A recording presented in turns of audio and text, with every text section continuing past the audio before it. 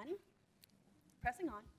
So hi everyone, I am Jennifer Emerson. I'm the Global Command Center Manager for Shell IT, and I'm actually the past president for the Shell Women's Network. So I have handed the torch over to the next person that's taking the reins forward. Super excited about Trisha Moss taking that on for me.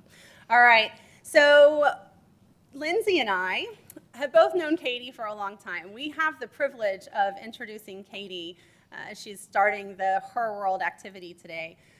When I met Katie, I actually met her through the Women's Network at Shell. I walked into a room. We were planning an annual event for Shell, similar to this, online, people in a room, about 300 people. And I walked in, and let me preface, I'm actually an introvert. You can't feel me shaking on the inside. And so I walked into the room, and there's Katie, bubbling over with ideas, talking, sharing all the things that she wants to do. And I went, oh my gosh, what did I get myself into?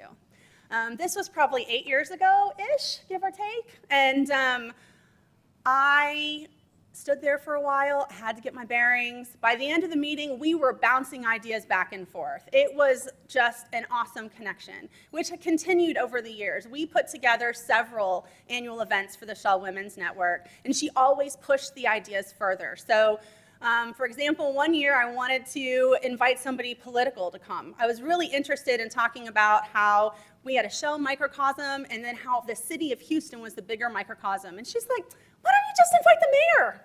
Okay, great, I said. And I did, and she came. And so it was excellent. I mean, so it was always like that. Every time we were kind of building ideas off of each other, she always pushes people to take that next step, whether it's in what you're doing at work, whether it's in what you're doing personally. She always just looks for that opportunity. And I love the fact that her phone is twittering right here. Totally reminds me, like she's right here next to me. Here's her phone. It's a privilege to have been her friend for this long, both work colleague and personal friend of hers. So I'm very pleased to be here. I'm going to tee it off to Lindsay. Okay. So my experience with Katie, first of all, Lindsay Masengill, I'm the integration lead at BP America. And so I first met Katie at the company daycare. Our kids went to school together there. And I'll never forget, Katie came up to me and says, your son is biting my daughter. And I said, what?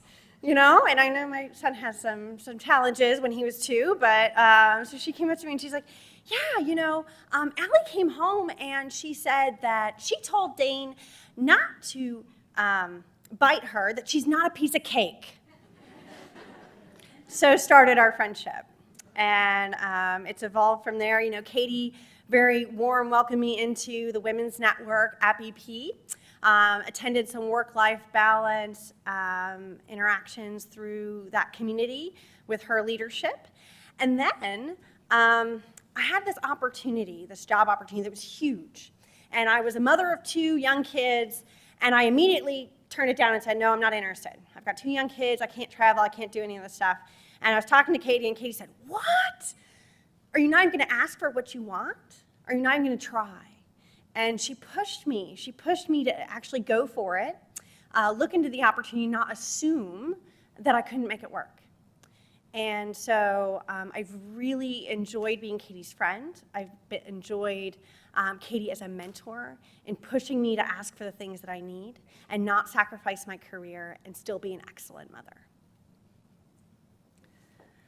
So Lindsay and I also met through Katie. So before she started on the Pink Petro journey, she had events called Women That Don't Whine. And she would pull women together from all parts of the oil and gas industry and beyond. And we met at her house in various locations, and we would drink wine, and we would talk, and we would network, and we would get to know each other. I was pleased to get to meet Lindsay at one of those events. We were standing in Katie's kitchen, frankly, and Katie was like, have you met Lindsay? She's gonna live down the street from you. I was moving into Lindsay's neighborhood, and it was an opportunity to meet somebody who I was gonna live in their neighborhood. Yay, that was awesome, because I was moving from inside of the city to way outside the city. And I got to meet somebody from a different area. So she works in BP, in supply chain, a different area than what I work in Shell and IT. And so we've had a lot of opportunities to engage as colleagues and become very good friends as well. And I credit that to Katie and her Women That Don't Whine event. So with that, Yeah, so just a few words on today. So reading through the agenda, there's a lot to take away. And one of the key themes that I pulled out was learn from the past and leap forward. So think about what you're going to take away. There's a lot of diversity in the room, diversity of thought, diversity of experiences. What I've learned in my past is different from what Jennifer has learned in her past, and we can learn from each other. And so Katie's spearheaded this event for us to do just that. And the great news is happy anniversary to Pink Petro. We don't have to wait to the next face-to-face event to have a conversation afterwards. So Pink Petro is live, and we can have that conversation online all across the world. So without further ado. All right, so the first thing that we're going to do is watch a video. Hopefully everybody had coffee. It's a little long, but it's super exciting. It's perfect. It's perfect. So we're going to tee up a video for everybody to watch.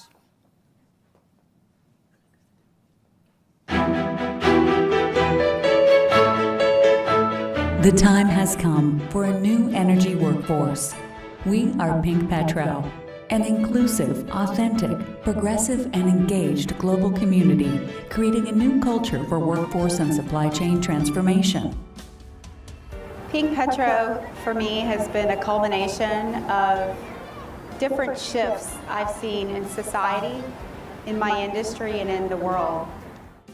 We grew up in the 1980s in Louisiana when the industry went bust. And the challenge that actually created is that it forced energy companies to stop hiring.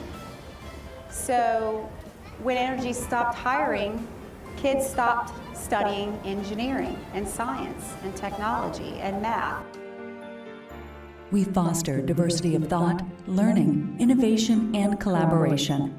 Our members think big and act bigger, because disrupting the gender gap is a big challenge we're all committed to, and we've got work to do.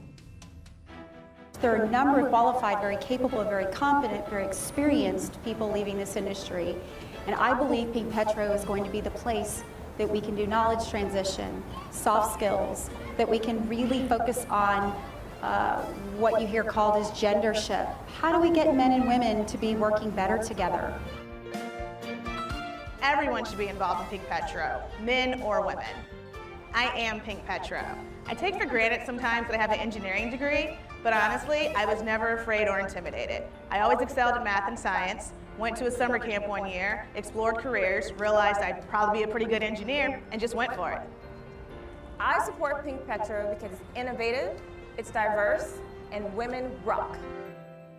One of the things that we need to do is break the glass ceiling of understanding this is no longer a boys' club, but that this is open to all women and men that are out there. We need to get more women into the energy sector to help tackle some of the challenges that we have. You can't do new things by always thinking the same thoughts.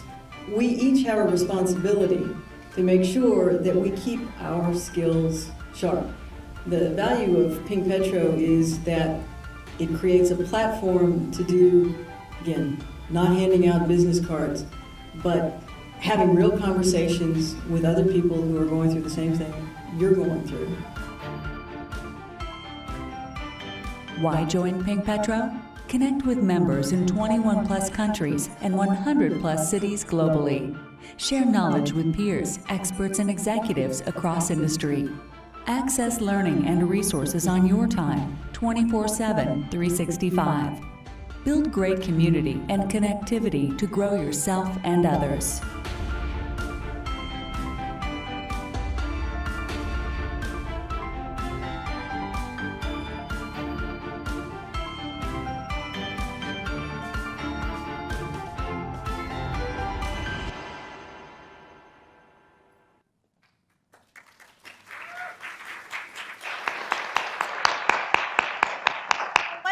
Way to tee off this event, and not too long, by the way. All right, so I have the very privilege to introduce Katie, and I am going to hand it over to Katie. I didn't know where she was, but there she is. Thank you.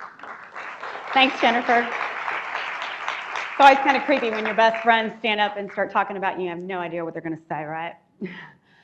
Welcome, everybody. I'm Katie Mehnert, and I'm the founder and chief everything officer at Pink Petro. What that means is I'm a startup, and I have a lot of fun in it. And I want to thank all of you for being here today, and I want to thank all the people that are online. Let's talk about that for a minute.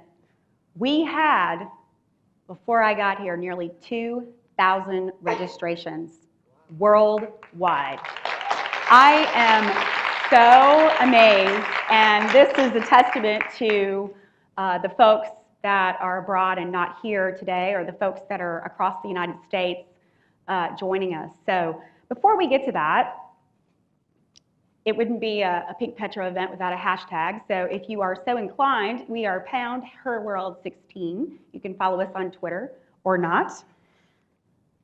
I want to talk to you today a little bit about Pink Petro. Before I do that, though, I'd like to thank our sponsors. I'd like to thank the many companies that are listed here.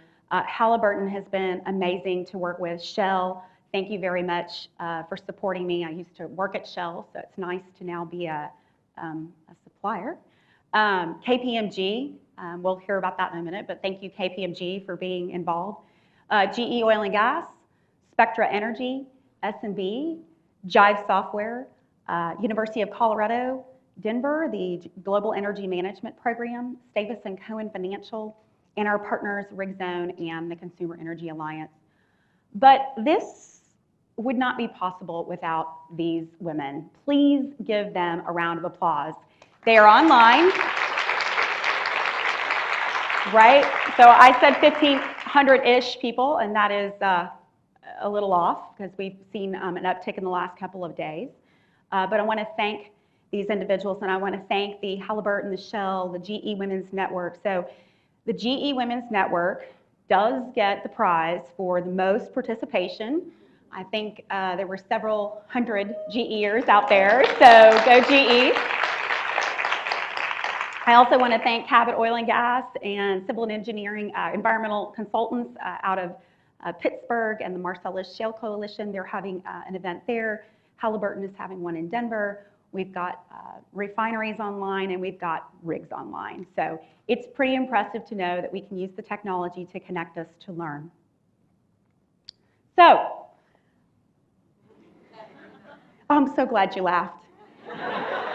This is the part when you're supposed to cry, right? One of the things I love about this industry is how dramatic it is.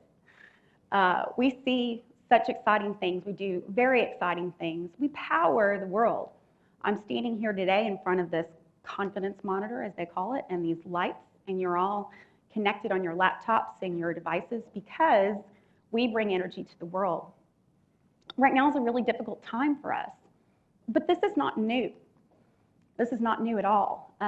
You hear the media, and we've got a few media members in the audience today, you hear the media talk about this being a crisis. We're in a crisis, right? We hear this message all the time. Well, I'm here to tell you crisis is a good thing.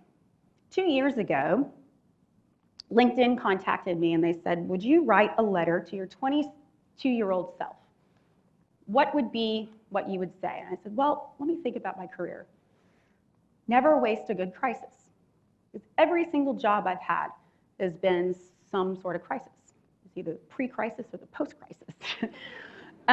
But my point being is that we really are resilient. We become creative when we're in crisis, and the human spirit and ingenuity and innovation come to bear. And so I want you to keep thinking about that today as we go through the sessions. There are a lot of opportunities that can come out of the current environment, and I believe that. So I'm going to talk a little bit about some of my crises. Everybody have a box? So online, if you don't have a box, because we didn't hand them out, I want you to draw a box if you're online, and everyone show their boxes. Maybe we can get a shot of the audience. Ooh, boxes. Ooh, I see some pink ones too. Okay, awesome. So let me tell you about the box. It was 1998 when I got my first box. They say that 49% of Americans, I don't know the statistics for abroad, but 49% of Americans at some point will face an involuntary layoff, a surprise. Well, my surprise came one day and 1 year after my first anniversary of my first job. Boss called me in, went into a big warehouse, 300 people, all walked out the door. I cried like a baby. Cried. Why didn't they pick this person? She's a slacker. He doesn't do his job. Why me? Boo, boo, boo, right? Didn't understand it. Couldn't make sense of it. It's the best thing that ever happened to me because it taught me early on that you've got to build that network. You've got to build relationships, and you've got to find a way to bounce, or what I call the pivot, okay? So my first box was a big lesson. Called home, crying to my dad, and he said, you know, we're Southern, so he said, you know, doll baby, it's okay. This just means you're a professional now. I'm like, okay, I'm a professional. Great, wonderful. So, but you see, the boxes didn't stop coming. Sadly enough, I got 3 more boxes after that box. Anybody heard of Enron? Anybody get the Enron box? Awesome, Enron box. We were in the same room at the same time. Awesome, great. So you were the one that got called on the voicemail. Yeah, they didn't even call us. They just locked the doors. So some of my friends got stuck abroad. So that was another box I got. Then it just wouldn't be a program on Super Tuesday without giving Mr. Trump a little bit of hell. I got my second box. Anybody in here got fired? It's okay, you can admit it. I did. I got fired. I will never forget that day.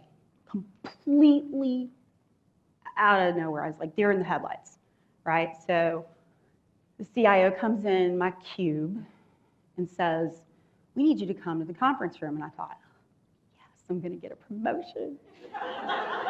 Because you see, I had worked that hard, and I was, in my mind, knew and thought that I was, you know, I was going to get a promotion. No. Went into the room, and the security guard was there, and it was the most bizarre situation. And I have to tell you, though, that because I had been through 3 previous boxes, I actually kept my cool. I shook hands. I think people were expecting me to be like freaked out, or I was like, oh, it's so good, bye, see you later, shaking hands on out the door, right? And I went, you know, I got to the front, and I was working for a retailer, so it's kind of creepy because you know how when you go to a retail store, there's that like beep, beep, right? You know, so you're not stealing stuff. I'm bringing my box out, and this thing's going off, beep, beep, beep, you know. And so I get out to the car, and I sit, and I let it go. I cried like a baby, cried. Picked up the phone, called my father, completely embarrassed, right? Because I still didn't understand how I'd gotten fired. And he says, well, doll baby, that just means you can now put seasoned professional on your resume. So I had a Donald moment. I had my Donald moment, and I promise we'll get out here today for those of you who haven't voted yet so we can make sure that you can go vote for your candidate of choice. But that's my plug to get you to go vote today. So I want to talk, though, about this box, the one I gave you. Hold it up. If you're on the phone, hold it up. I can see you guys. Look at you guys in London. Oh, that's awesome. Great boxes. All right. This box should not define you. This box, unfortunately, for many of us, we work at companies, so we have a box around us with a title and a salary and all kinds of little bits that come with it. But we control what we define. No one defines you. You define you.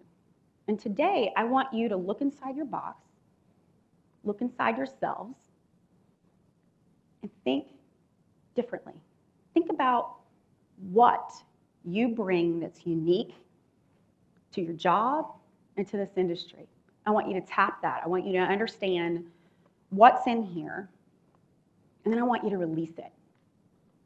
I want you to let it free.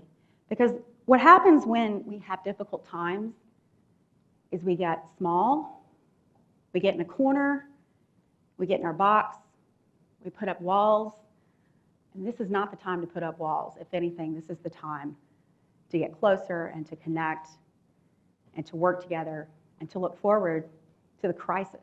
As I'm telling you, the crisis is going to be the next frontier. This crisis is going to define fundamentally how our business is going to be in the next decade, 2 decades, 3 decades. And everybody in this room has an opportunity at that table if you don't put yourself in a box. So I want you to keep this today because we're going to do something with it later. But I thank you for being here. I'm excited.